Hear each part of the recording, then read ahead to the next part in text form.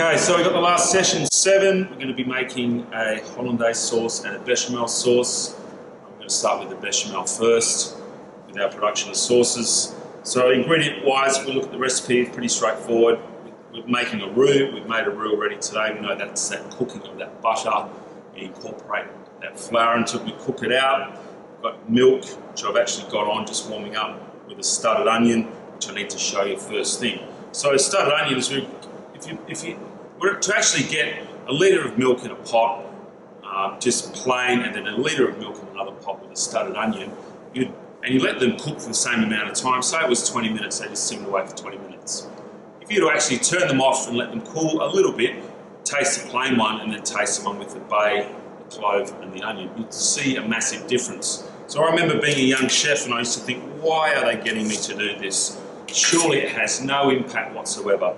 But now that I'm a little older, I've learnt that these things, when the things were put together the classic way, it was done for a reason. And we're using this onion with bay leaf and the cloves. It really does give a bit of a kick and turbo charge this bechamel sauce with a bit of that flavour to it. So I've got a bay leaf, I've got my onion, I've peeled it and I've kept the little hipster beard on the bottom. So I've kept that on there and that just holds it all together, meaning it's not going to fall to bits when it goes into that sauce. Because we're actually going to strain that off later on. Poke my little cloves into my bay, into my onion, through the bay. Okay, so then that goes, I might just use 3 or 4 of them, just doing that gently.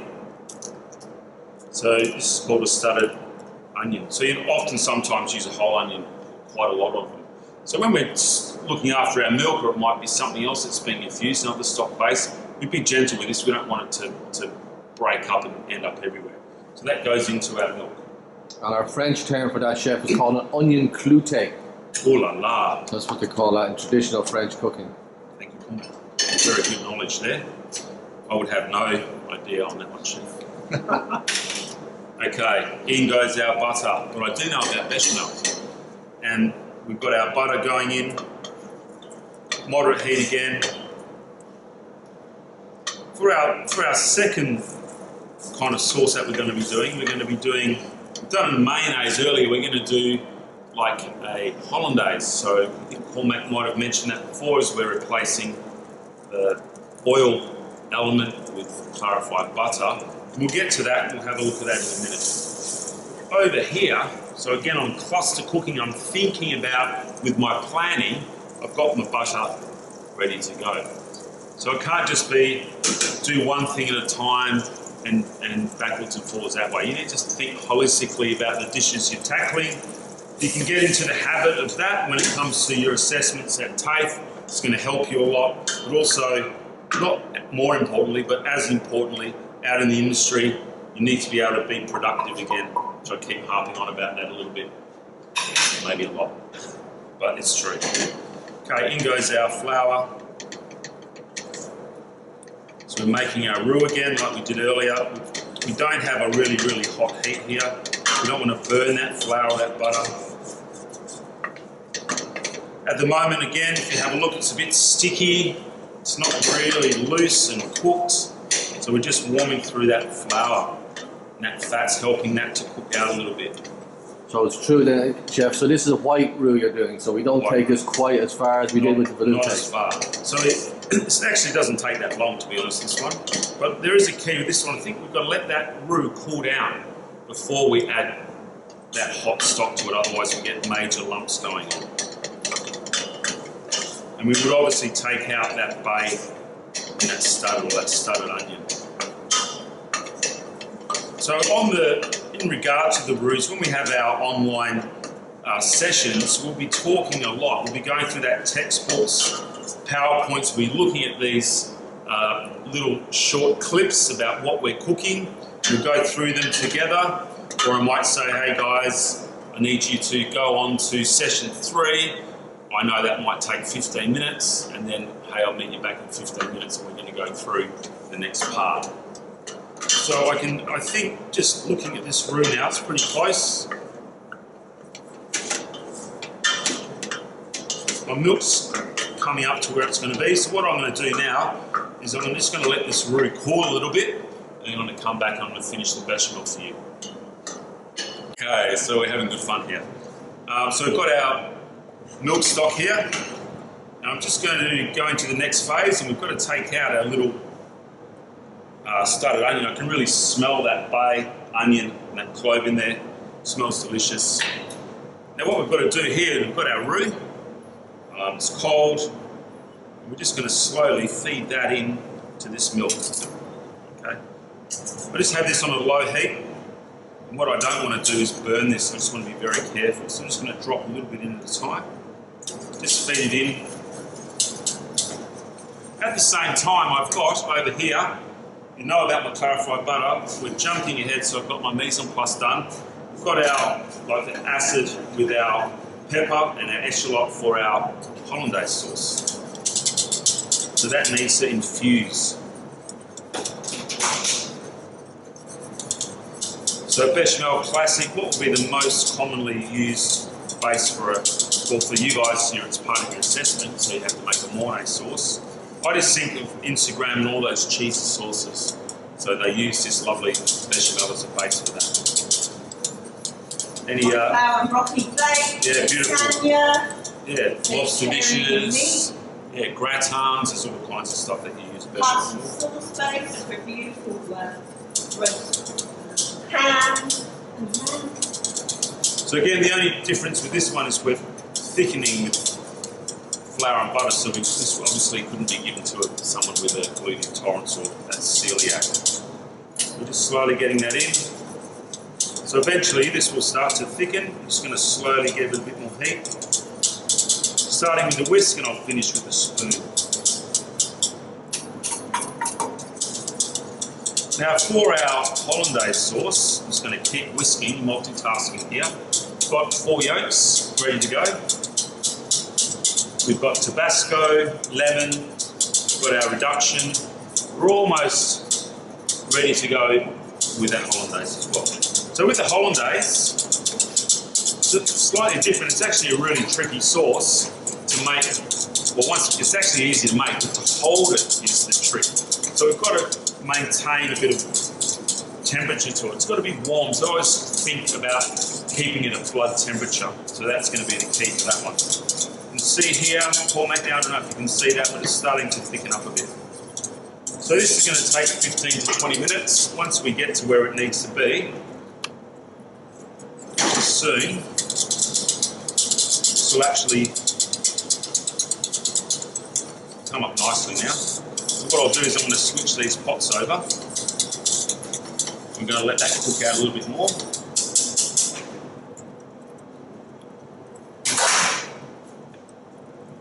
Just checking those edges again. So this will burn easy on the bottom. So you want to be careful with this one. Turn it right down. It's nice, just got to cook out now. So we need that actually. So with our clarified butter, probably need that a little bit warmer than it is. But what we're going to do here, so I've got a pot of water on, so what we're going to have to do is use our reduction here. We're going to strain that onto our eggs. We're going to make a sabayon from there. So once we've gotten ready with that, I'll come back and I'll get that sauce started for you. Okay, chef, so I've just finished the bechamel. Took the liberty just to bowl it up for us. It's nice and soft and creamy, delicious. So I can imagine that with a heap of Gruyere cheese in there, would be lovely. If you did have a really, really lumpy bechamel, which of course mine isn't, it's beautiful and smooth, you just pass it through a sieve like that, okay? All right, moving on to the next one. We've got a Hollandaise. We're going to invite Chef Claire to come in and help us. So for Hollandaise, we've got 4 egg yolks. We need to make beautiful little sabayon here. We've got our mixture with our aromats in there for flavouring. And that goes there. Now we need to whisk this.